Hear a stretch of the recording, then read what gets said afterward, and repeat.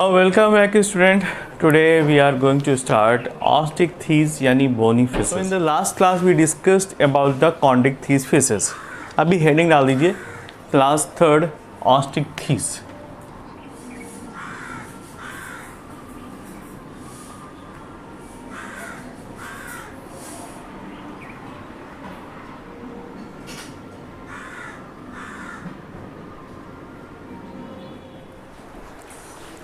Class ऑस्टिchthyes को हम bony fishes के नाम से भी जानते हैं. इसको हम बोनी फिशेस भी लिख सकते हैं. Bony fishes. ओके.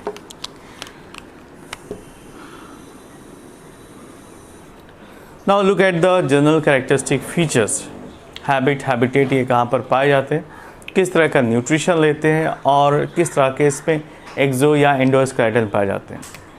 तो फर्स्ट पॉइंट लिखिए, they including both marine as well as fresh water. ये दोनों ही कंडीशन में पाए जाने वाले फिशेस हैं. They are found in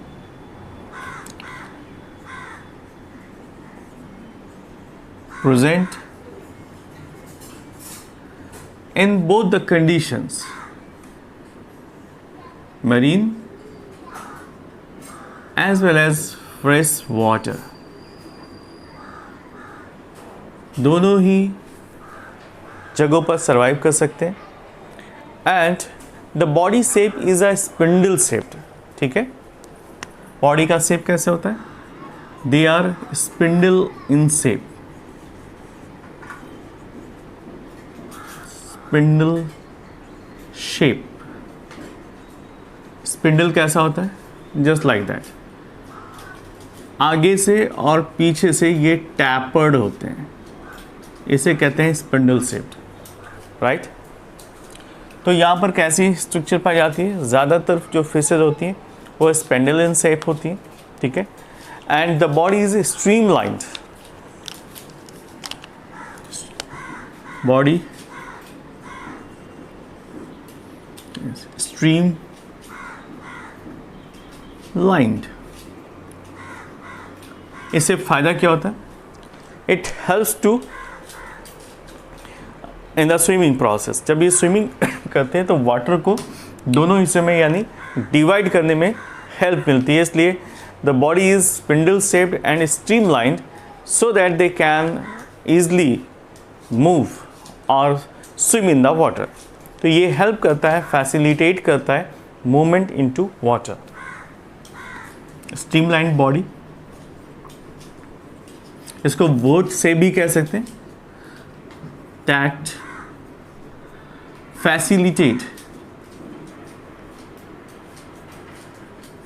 in the swimming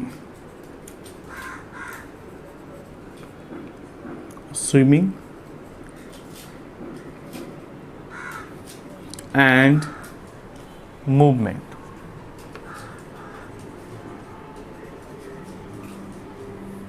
Right. Now next point. The fins are supported by the cartilaginous or bony fins ray. तो यहाँ पर जो फिन्स पाई जाती है उनके सपोर्ट के लिए कार्टिलेजिनस या फिर बोनी स्ट्रक्चर पाया जाता है. ठीक है, तो लिख लेते हैं. The fins are supported by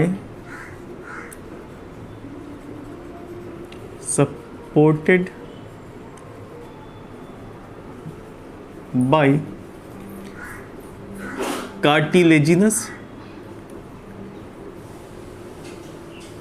और bony rays. ठीक है. And both the pectoral and pelvic fins, काफ़ी इंपॉर्टेंट रोल है. पेक्टोरल एंड पेल्विक फिन्स ये क्या काम करते हैं? They act as a balancer. ये बैलेंस करने का काम करते हैं. Act as balancer. Alright. Next, they are act as a balancer as well as during the swimming process they help in the changing direction. Okay.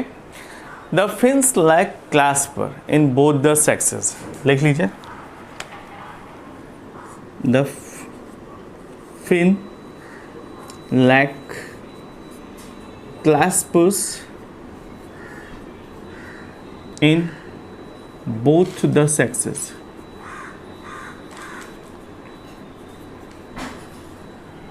क्लैस्पर का मतलब होता है कॉपुलेटरी आर्गन, तो कॉपुलेटरी आर्गन नहीं पाए जाते. Now look at the skin.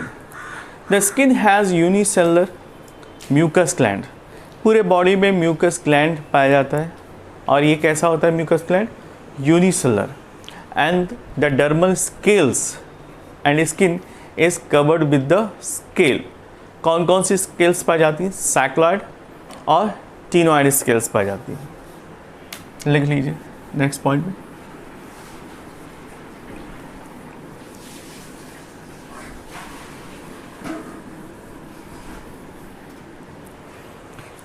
Skin has unicellular mucus. Skin में लिख लीजिए skin. It contains unicellular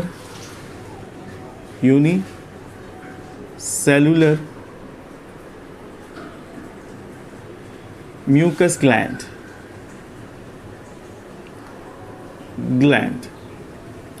Next point. They and they have a dermal scales as well as. यहाँ पर dermal स्केल्स भी मौजूद रहते हैं. ठीक है. और ये डर्मल स्केल्स दो तरीके के होते हैं. कौन कौन से? Cycloid and ctenoid. Cycloid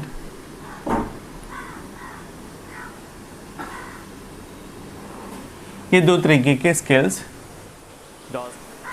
so dermal scales में दो तरीके के स्केल्स मौजूद रहते हैं, cycloid and ctenoid. Right. Endoskeleton is partly और होली बोनी. ठीक है. यहाँ पर जो एंडोस्केलेटन है, एंडोस्केलेटन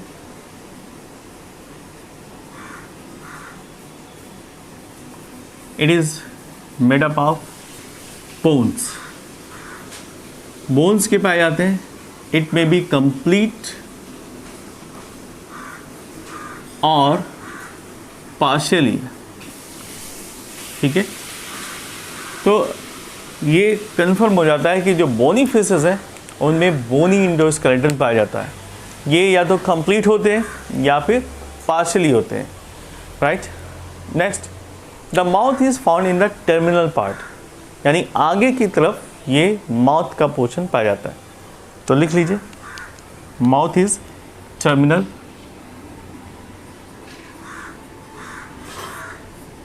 टर्मिनल आगे की तरफ पाए जाते हैं.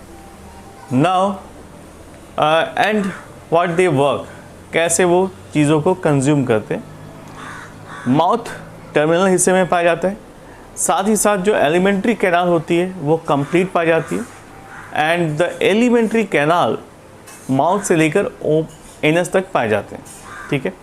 The intestine is generally lack of scroll valves. यहाँ पर जैसा कि कॉन्ड्रिक्थिस में पाया जाता था, यहाँ पर नहीं पाया जाता. इंटेस्टाइन में स्क्रोल वॉल्व्स एब्सेंट होते हैं. तो लिख लीजिए alimentary canal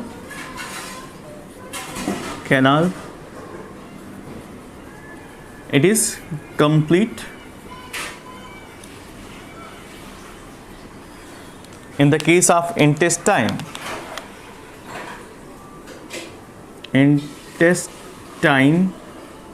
lacks scroll valves. यहाँ पर scroll valve नहीं पाए जाते. Now look at the respiratory organ या respiratory system. यहाँ पर respiratory system के फॉर्म में 4 pairs of gills मौजूद होते हैं. ठीक है. And the gill slit also covers by the operculum. Right? तो यहाँ पर एक मॉडिफिकेशन हो गया, जो गिल स्लिट ओपन हुआ करते थे अभी वो अपर कुला से ढके होते हैं। तो नेक्स्ट हेडिंग डाल दीजिए, respiratory system.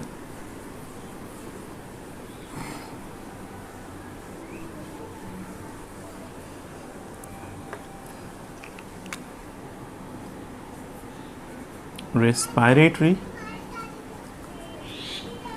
system. In the case of body fishes, there are 4 pairs of gills. It includes 4 pairs of gills, and these gills are covered by operculum. operculum क्या है? It is a protective layer जो gills को cover करने में help करती है। Next आता है एयर ब्लैडर। यहाँ पर एयर ब्लैडर प्रेजेंट होता है, तो एक प्लस पॉइंट है एयर ब्लैडर, क्योंकि एयर ब्लैडर का काम क्या होता है? बायंसी प्रोवाइड करना।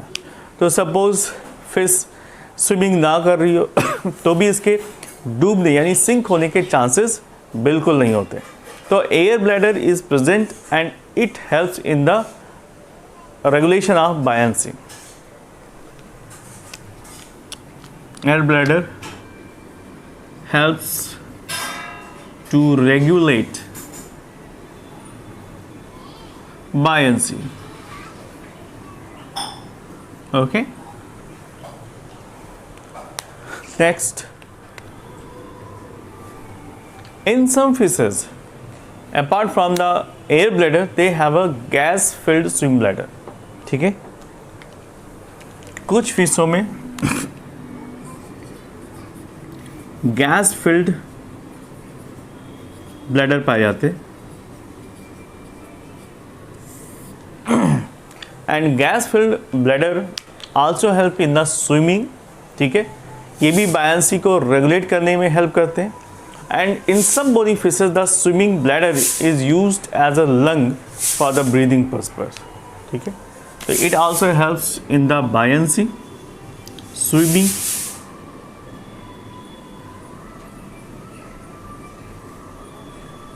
Buoyancy,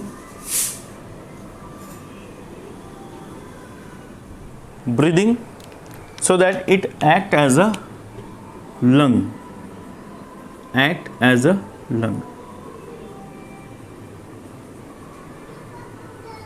okay. So gas filled bladder can also help in the swimming process. Now look at the heart. In the case of Osteichthyes fishes, heart is two-chambered। दो chamber heart के पाए जाते हैं and it have one auricle and one ventricle. एक auricle और एक ventricle पाया जाता है। Sinus venosus are present, conus arteriosus are present and they are poikilothermal animals. जैसा कि आपने कॉन्ड्रिक्थीज में पढ़ा था, सेम फीचर्स यहाँ पे और पाए जाते हैं। There is no difference at all, लगभग सेम ही प्रोसेस यहाँ पर भी पाई जाती है। हार्ट दो चैम्बर का होता है और ये पाइकिलोथर्म्स है। दैट मीन्स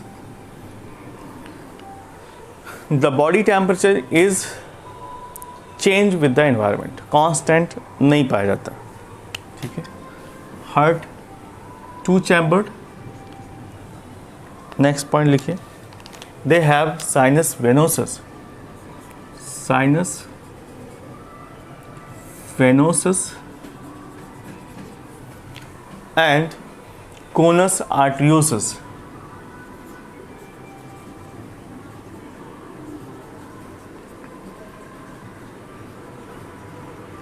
साइनस वेनोसस और कोनस आर्टियोसिस पाए जाते हैं एंड दे आर पाइकिलोथर्म्स।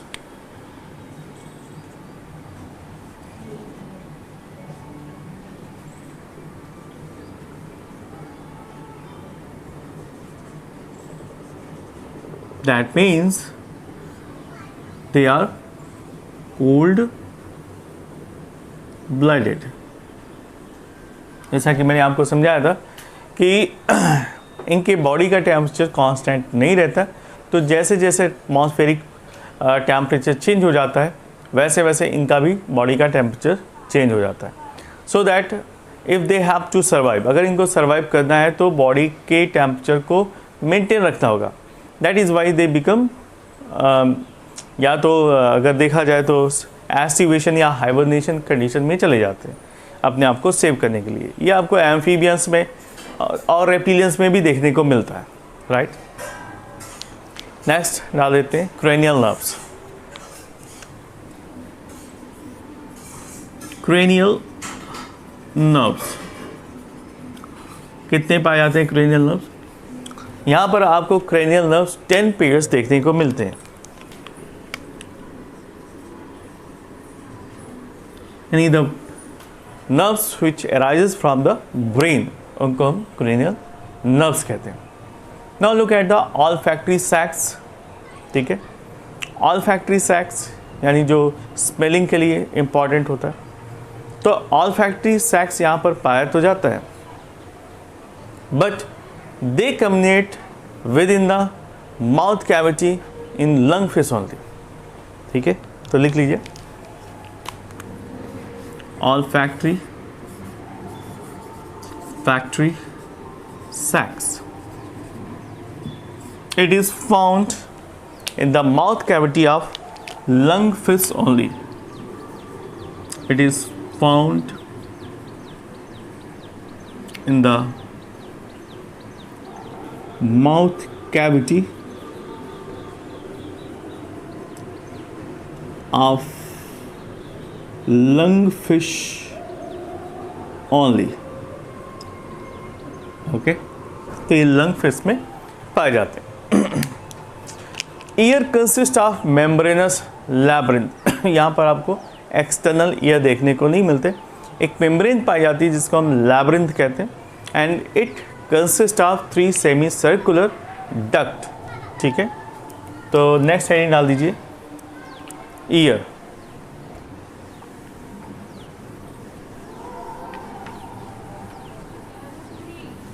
ईयर, तो इस तरह से आप समझ सकते हैं कि फेसेस में एक्सटर्नल ईयर नहीं पाई जाती है। लिख लीजिए external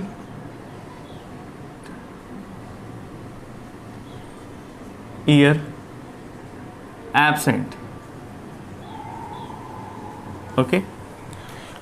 only membranes labyrinth is found. Membranous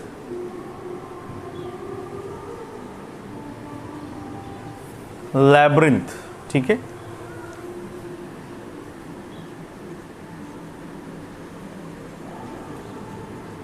is present, all right.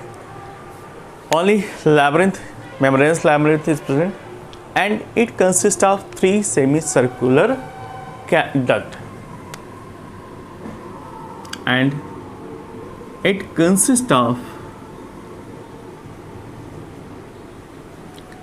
3 semicircular duct, okay. ये हो गया। Now next point, actually these fishes are found in the ocean, either in fresh water or marine condition, but they are still found in aquatic condition. तो aquatic condition में पाए जाने की वजह से इनका जो चीफ या मेन एक्सक्रीटरी मटेरियल है वो अमोनिया है, ठीक है। तो लिख लो excretory substance, excretory substance. So the main or chief excretory substance in the case of osteichthyes is nothing but ammonia. Ammonia, ये भी नाइट्रोजिनस वेस्ट है, ठीक है, waste, okay. Now look at the sexes. यहाँ पर सेक्सेस कैसे पाए जाते हैं? यूजुअली अगर सेक्सेस को देखा जाए तो इनको डिस्टिंग्विश करना बहुत मुश्किल है। एक्सटर्नली देखकर इनको अलग अलग नहीं किया जा सकता। सेक्सेस आर जनरली इनडिस्टिंग्विशेबल, इनको आसानी से डिवाइड नहीं किया जा सकता। तो लिख लीजिए, हेडिंग डाल दीजिए।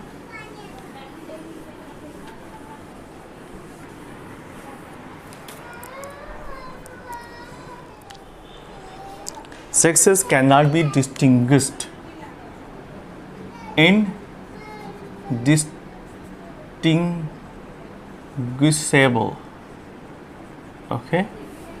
Externally both looks the same, male और female एक जैसे ही दिखाई पड़ते हैं। Now next point. In the case of fertilization, the fertilization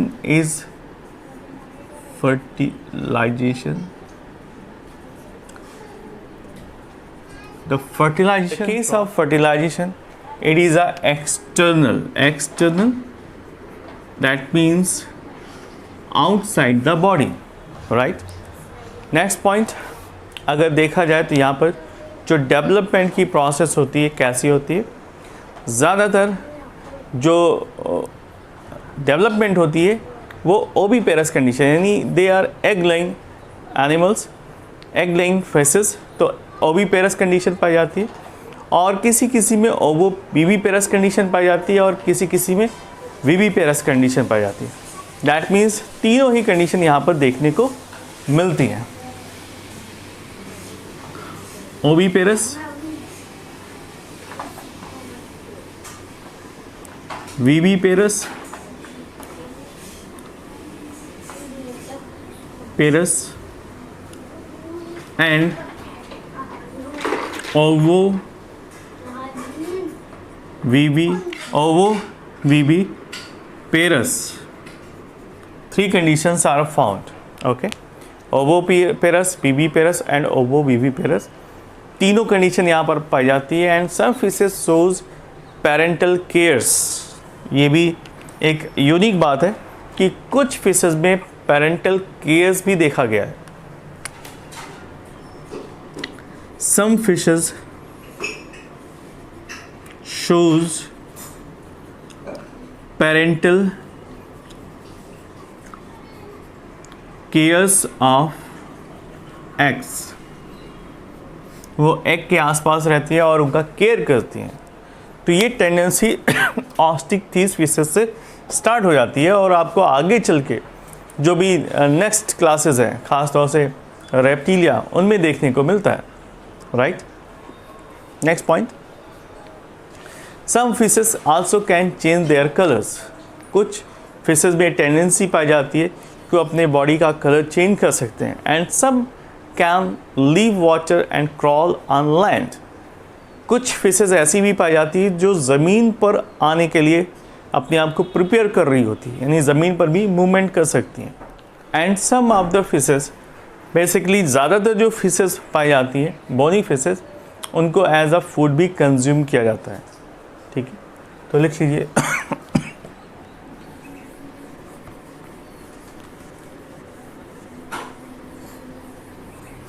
ये कुछ इनकी एक्स्ट्रा कैपेबिलिटीज़ थी, जैसे कलर को चेंज करने की क्षमता और वाटर में क्रॉल करने की क्षमता। ठीक है, और ज़्यादातर जो फिशेस हैं उनको हम कंज्यूम भी करते हैं एज अ फूड मटेरियल।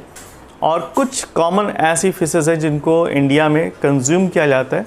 ठीक है, तो मैं उनके नाम लिखता हूँ अकॉर्डिंग टू देयर हैबिटेट। वो फ्रेश वाटर में है या मैराइन कंडीशन में पाए जाते हैं।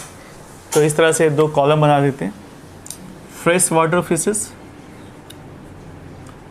एंड मरीन कंडीशन में जो पाए जाते हैं। ओके, तो इनके नाम लिखता हूँ वन बाई। पहला है लोबियो रोहिता।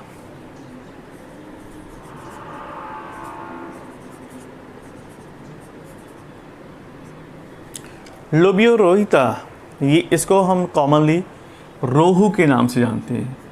रोहू मछली, इसको इस्तेमाल किया जाता है, कंज्यूम किया जाता है। दूसरा फ्रेश वाटर में पाया जाने वाला लोबियो काल्बसू।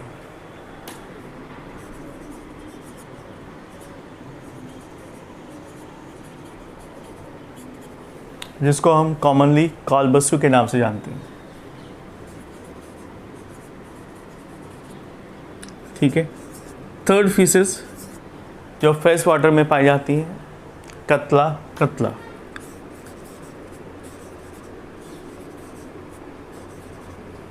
इसको भी कंज्यूम किया जाता है, इसको नॉर्मली कतला के नाम से जानते हैं, कतला, राइट।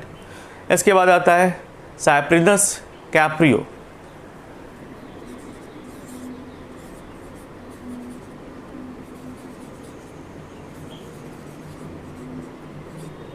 ठीक है, साइप्रिनस कार्पियो, कार्पियो, इसको हम कहते हैं कार्प, इसको कार्प फिशेस के नाम से जानते हैं। तो ये हो गई कुछ फ्रेश वाटर में रहने वाली स्पीसीज़। अब मेराइन कंडीशन में जो स्पीसीज़ पाई जाती है और इनको कंज्यूम किया जाता है, फर्स्ट है हार्पोडॉन।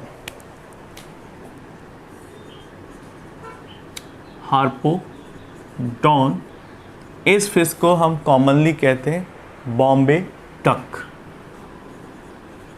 बॉम्बे डक फिश का नाम है ना, डक नहीं है। दूसरा है एंग्विला, एंग्विला, इसको हम ईल फिश कहते हैं, ईल फिश, ये भी मेराइन कंडीशन में पाई जाती है। उसके बाद आता है सार्डेनेला। ठीक है,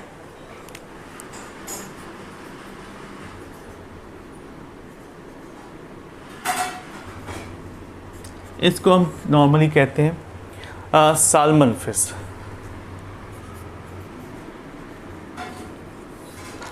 और लास्ट फिश है हिल्सा। ठीक है,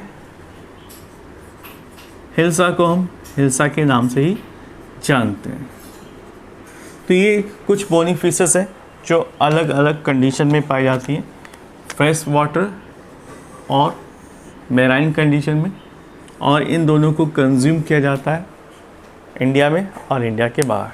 ठीक है, now I am going to draw a fish of Osteichthyes. एक फिश का डायग्राम भी बना लेते हैं।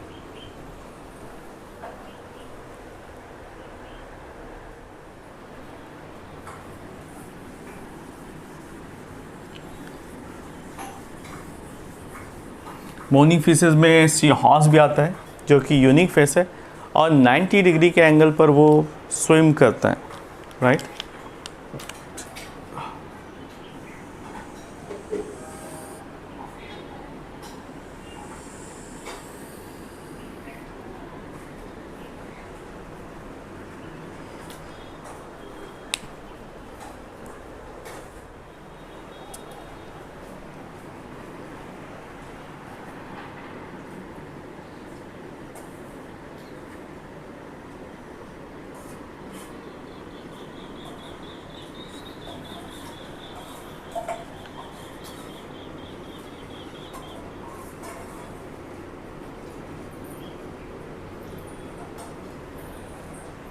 This is a structure of